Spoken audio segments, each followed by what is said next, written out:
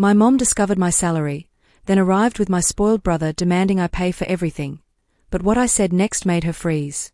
My name is Nova Sinclair, and at 29, I've built a life I'm proud of. I'm a software engineer in Seattle, Washington, climbing the ranks at a cutting-edge tech firm, earning more than I ever thought possible. It's a world away from my childhood, when everything fell apart at 8 years old. My mom walked out on my dad and me after their divorce, leaving us to barely survive.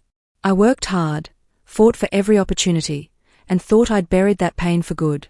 But then one rainy November evening, everything changed. A knock at my condo door brought my past crashing back. My mom had somehow discovered how much I earn, and she showed up with my entitled half-brother demanding I hand over a fortune. Their words hit like a slap, bold, shameless, and dripping with entitlement. It wasn't just about money. It was a betrayal that cut to the bone. How far would they go to get what they wanted? And what secrets were they hiding? I was about to find out, and it would test everything I thought I knew about family. If you've ever faced a family betrayal, drop a comment below and share your story. It means a lot to hear from you. Don't forget to hit that subscribe button for more real-life drama. I never imagined my mom would track me down because of the money I make. Growing up in Minnesota, my life changed forever at 8 years old.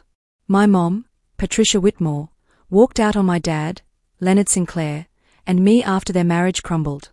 She'd grown distant, always distracted, until one cold evening she grabbed a suitcase and left without explanation. Dad later told me she'd fallen for another man, someone who promised her an escape from our modest life. The divorce was swift, leaving us with a cramped apartment and a mountain of debt. Mom didn't just leave, she vanished, starting a new life across the state. Years later, I learned she had my half-brother, Trevor Walsh, with her new husband. She never called, never visited, only sent a yearly birthday card with a few cold words that stung more than they comforted. Dad poured everything into keeping us afloat. He ran a small auto repair shop, a grimy garage serving the neighborhood, working from sunrise to well past dark. He'd crawl under cars, wrestle with stubborn engines, and handle customers, his hands permanently stained with grease from endless hours. The shop barely broke even. Some days he brought home less than $40 after expenses. Rent was always late, and the fridge was often empty. Dad hid his worry, but I saw it in his tired eyes, the way he'd sigh over unpaid bills. He'd come home exhausted, yet still made time to ask about my day, his voice warm despite the strain. At 12, I couldn't stand watching him struggle alone. I started babysitting for neighbors, staying up late to watch their kids while studying by lamplight. Soon, I took on more, stocking shelves at a convenience store, cleaning houses after school, even delivering flyers before dawn. Every dollar I earned went to Dad for groceries or the utility bill. He'd argue, saying I should be a kid, not a breadwinner, but I insisted. It was my way of fighting back against the void Mom left. I'd hide my own exhaustion, pretending it was fine when my hands ached from scrubbing floors or my legs burned from biking miles with flyers. School was my lifeline. I'd stay late for computer club, poring over code to drown out the hurt. Dad would sit with me at our worn kitchen table, helping with homework when he wasn't half asleep. He'd say I could do anything, that I was stronger than our circumstances. His words kept me going even when I doubted myself. But Mom's absence was a constant ache. I'd stare at her old photos, wondering why I wasn't enough for her to stay. Those questions carved a hole in me that I buried under work and study. By high school, I'd learned to depend on myself. I saved every penny, studied harder, and vowed never to need anyone like I'd needed her. Dad was my anchor, but I knew he couldn't carry us forever. I had to build my own path, and I did, one grueling step at a time. Still, the weight of those early years never fully left me. I learned to stand on my own early, but the past still haunted me. By high school, I knew my way out was through education. I buried myself in studies, staying up late to master programming and ace every exam. My guidance counselor saw my determination and pointed me towards scholarships. At 17, I won a full ride to Washington State University for computer science, a field that clicked with my love for logic and problem solving. That scholarship was my escape, a chance to rewrite my future. But even with tuition covered, I was on my own for everything else: books, rent, meals. There was no cushion, just me and my determination. To survive, I worked multiple jobs. I waited tables at a campus diner, dodging spilled sodas while memorizing algorithms. Weekends, I was a receptionist at a small accounting firm, sorting files and answering phones. Late nights, I cleaned offices, wiping down desks until my arms burned. My schedule was relentless, up at 5 a.m., asleep past midnight, always calculating how many hours I needed to cover next month's bills. Every dollar went to essentials, with a sliver tucked away for emergencies. I pushed through exhaustion, driven by a promise to myself, I wouldn't let my past define me. College was a grind, but it shaped me. I took extra courses, joined coding clubs, and landed a summer internship at a tech startup. The work was intense, debugging for hours, but it honed my skills. By graduation, I had a degree, a stack of awards, and a job offer from a tech company in Seattle, Washington. Moving there felt like stepping into a new world. Seattle's energy, its tech scene, gave me a fresh start.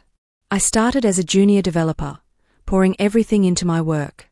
Within 5 years, I'd climbed to a senior role, leading projects, and earning a salary that felt unreal compared to my childhood. With my success, I never forgot Dad. He'd sacrificed everything, running that shop day and night to keep us going. Once my income stabilized, I started sending him $600 a month. It wasn't much at first, but it helped him pay off debts from the shop and replace its ancient lift. Later, I covered his car repairs and even sent extra for a new refrigerator when his broke. He'd protest, saying he didn't want my money, but I insisted. It was my way of thanking him, of easing the burden he'd carried alone for so long. Every time we talked, his voice would crack with pride, telling me I was his greatest achievement.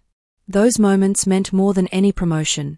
Mom, though, was a different story. Her yearly birthday cards still came, each one a cold reminder of her absence. Happy birthday. Hope you're well. She'd write, her words flat and hollow. No calls, no visits, just those cards piling up in a drawer. They stirred up old pain, questions I'd tried to bury. Why did she leave me behind? Why didn't she care? I'd pushed the thoughts down, focusing on my work and Dad's quiet support. But the hurt lingered. My life in Seattle was one I'd built from scratch. I bought a modern condo in Capitol Hill, filled it with things that felt like home.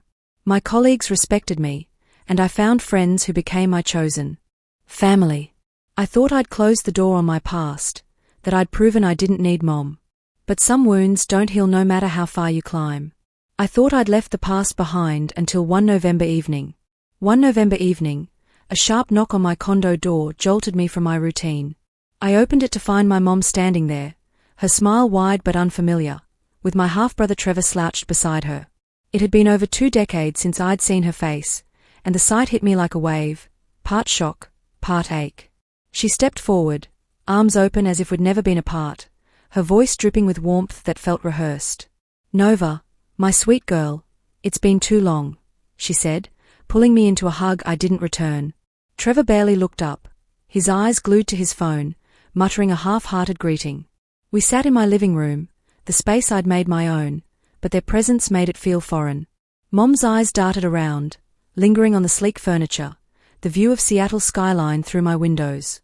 She started with small talk, how she'd missed me, how proud she was, but her words felt hollow, like lines from a script. Then she got to the point. I heard you're doing so well, she said, her tone shifting. A big job. Good money. She leaned closer, her smile tightening. Trevor's starting college soon. His tuition, $55,000, and we need your help. Just a little support, maybe $2,500 a month to keep us afloat. I froze, her words sinking in. $55,000. $2,500 a month. The numbers were staggering, but it was her casual entitlement that stung most. Trevor finally looked up, smirking. Nice place, but it's kind of basic for someone raking in cash like you, he said, his tone dripping with disdain. He sprawled across my couch, propping his sneakers on the coffee table like he owned it. You could do better, he added, scrolling his phone again. His arrogance, her calculated warmth, it was too much. My stomach churned with a mix of anger and disbelief. This wasn't a reunion. It was a transaction. I tried to process their request as Mom went on, painting a picture of struggle, saying she and Trevor were barely getting by. Her voice was soft, almost pleading, but her eyes were sharp, watching my every reaction. She mentioned my job again, dropping hints about my salary as if she'd done her homework. "You've got so much now, Nova," she said. "Family helps family, right?" The word family hit like a slap. Where was she when Dad and I were scraping by? When I was working nights to afford groceries? Part of me wanted to believe her, to see this as a chance to mend things. I'd spent years wondering what it would be like to have her back, to hear her explain why she left. Maybe this was it, a chance to rebuild. But doubt gnawed at me. Her sudden appearance, her focus on my income, it felt too convenient. Trevor's attitude didn't help. He interrupted her sob story to complain about his crappy dorm, saying he deserved a better car to fit in at college. His entitlement was a mirror of hers, and it made my skin crawl. I kept my voice steady, asking how they found me.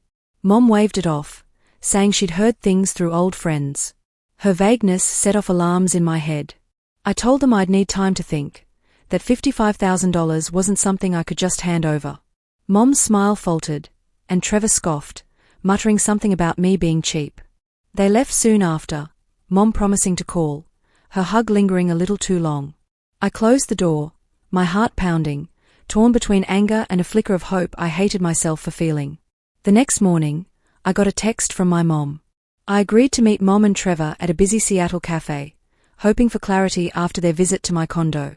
The place was packed, the hum of conversations blending with the hiss of espresso machines. I spotted them at a corner table, Mom with her practiced smile, Trevor slouched with his phone in hand. My stomach knotted as I sat down, their presence pulling me back to a past I'd fought to leave behind. I wanted answers, maybe even a real connection, but their eyes told me this wasn't about family. Mom started with a soft tone, her words dripping with fake warmth. "Nova, I've missed you so much," she said, reaching for my hand. I pulled back, keeping my guard up. She launched into a story about why she'd been gone all those years, her voice trembling just enough to seem sincere. "Your dad made it impossible for me to stay in touch," she claimed, her eyes wide with feigned sadness. "He shut me out. Kept you from me. I tried, Nova. I really did." Her lies hit hard, twisting the truth I knew too well. Dad had begged her to call, to visit, but she'd chosen her new life over us. The betrayal stung sharper now than when I was a kid. I stayed silent, letting her talk. She painted herself as a victim, saying she'd been struggling ever since the divorce, barely scraping by. "Trevor's future is at stake," she said, her tone shifting to urgency. "We need your help to get him through college." Before I could respond, Trevor chimed in, his voice smug. "Yeah, I need a car to get around campus," he said, not even looking up. "Something nice, like a Camaro. And a new phone. This one's garbage." His demands were absurd, a $35,000 car and a $1,200 phone, as if I owed him a lifestyle I'd never had. I clenched my coffee cup, anger rising. "You're asking for a car and a phone on top of the $55,000. I said, my voice steady but sharp. Trevor rolled his eyes. "You're loaded, Nova." "What's the big deal?" he snapped, tossing his phone on the table. Mom jumped in, her tone pleading now. "We're family, Nova. You've got so much now. Can't you share a little?" Her words echoed her condo visit, but now they felt more desperate, more calculated. I saw through her act, the way she leaned on family to guilt me into giving. I took a deep breath, my mind racing. "I worked for everything I have," I said, my voice firm. "Dad and I had nothing after you left. I'm not a bank." Mom's face hardened, her mask slipping. "You're so selfish," she spat. "I gave you life, and this is how you repay me." Her accusation cut deep, stirring up old wounds, but I wouldn't let her manipulate me. Trevor scoffed, muttering, "Figures you'd be like this. Dad was right about you." His words were a jab, implying Mom's husband had filled his head with lies about me. The argument escalated fast. Mom raised her voice, blaming me for her absence. "If you'd reached out, things could have been different," she said, her eyes flashing with anger. I shot back. You left when I was 8. You sent cards, not calls. Don't put this on me. My heart pounded, years of hurt spilling out. Trevor jumped in, yelling that I was too good for them, that I owed them for all they'd been through.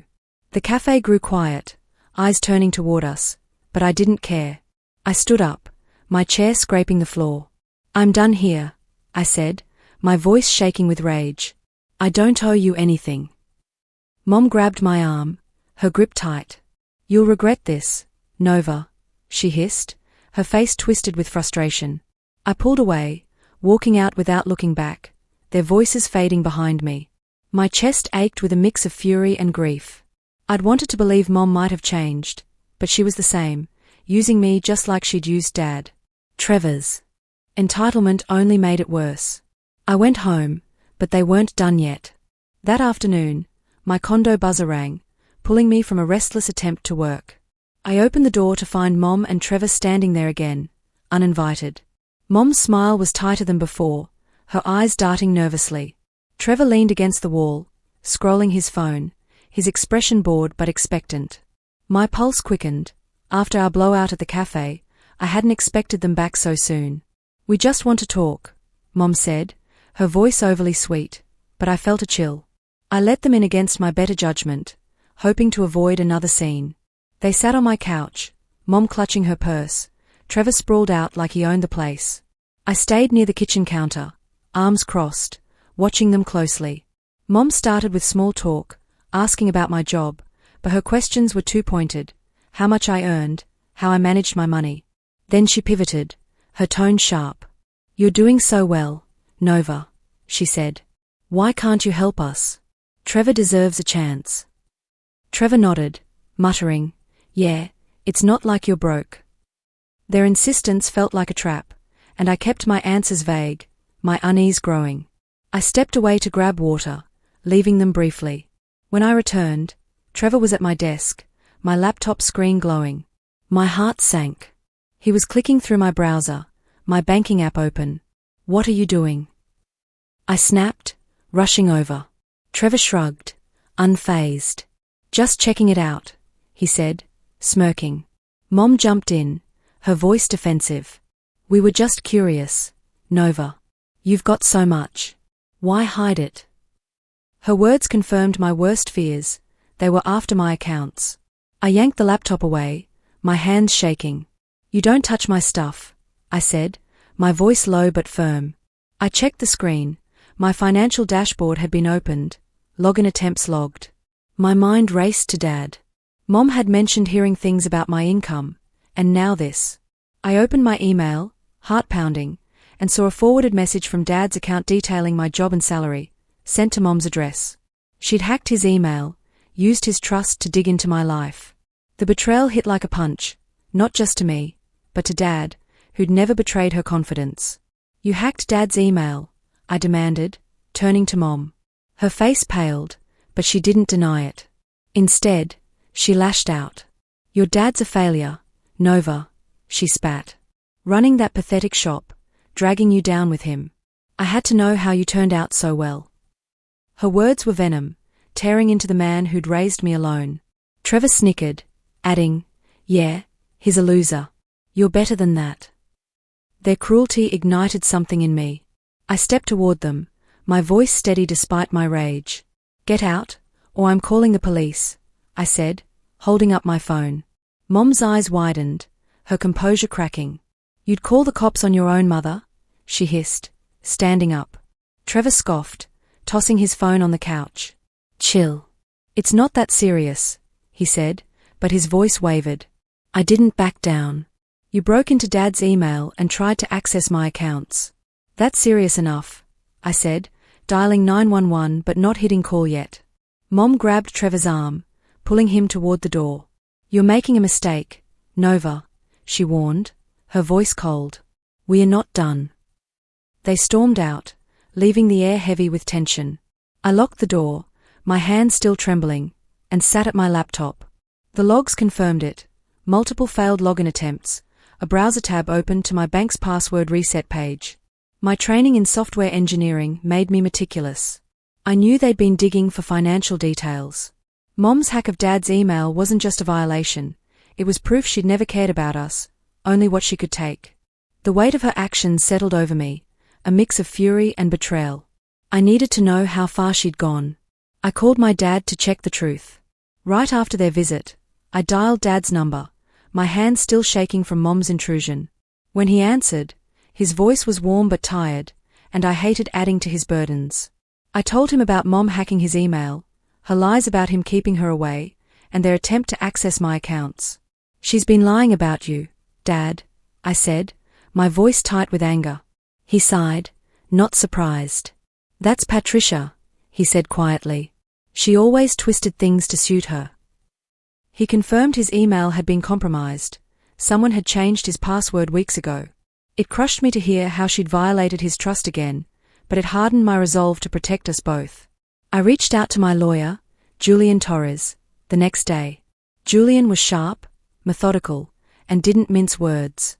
"This is serious, Nova," he said, reviewing my evidence, screenshots of login attempts, the forwarded email from Dad's account. We filed for a restraining order at the Seattle courthouse, citing Mom's unauthorized access and Trevor's complicity. The process was grueling, with paperwork and hearings, but Julian guided me through. Within weeks, the court granted a permanent restraining order against Mom and Trevor, barring them from contacting me or coming near my home. The judge's ruling felt like a weight lifted, a legal shield against their schemes. Days later, I got a notification from my bank. Someone had tried to transfer $8,000 from my savings, triggering a two-factor authentication block. I knew it was Mom, still digging despite the order. My accounts were locked tight thanks to the security I'd set up as a software engineer. Her failure gave me a grim satisfaction, but it also left me hollow. She wasn't just after money, she wanted to unravel everything I'd built. I reported the attempt to Julian, who filed a follow-up with the court, ensuring Mom faced consequences if she tried again. A year later, my life had changed. Word of Mom's actions spread through her circle. Aunt Diane Whitmore, Mom's older sister, reached out to me, her voice heavy with regret. "Patricia's been like this since we were kids," Aunt Diane said, sharing stories of Mom's manipulations, how she'd lied to family, borrowed money she never repaid. Diane's honesty helped me see Mom's betrayal wasn't personal, it was who she was. Meanwhile, Mom and Trevor burned bridges. Friends and relatives, tired of their lies, cut them off. They moved to a smaller town, their social circle shrinking to nothing, a fitting consequence for their greed. I started seeing Dr. Angela Chen, a therapist recommended by a colleague. Dr. Chen was patient, helping me unpack the trauma of Mom's abandonment and recent actions. "You've carried her choices too long," she said in one session, her voice calm but firm. Through months of work, I learned to let go of the guilt I'd felt for not being enough for Mom.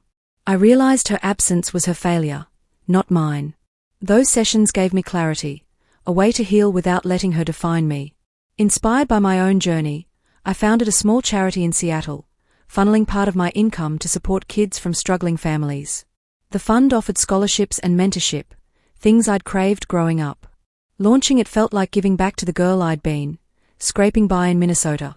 My friend Jasmine, a social worker, helped me set it up, her enthusiasm infectious.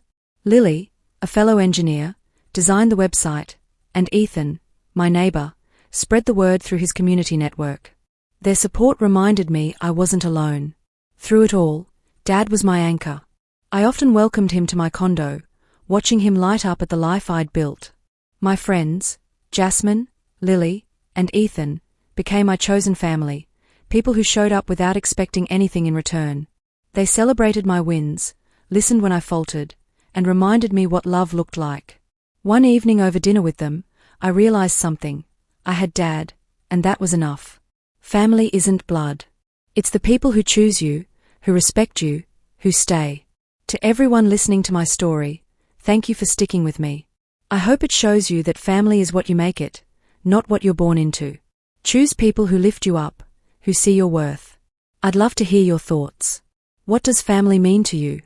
Please share below and subscribe to this channel for more stories like mine.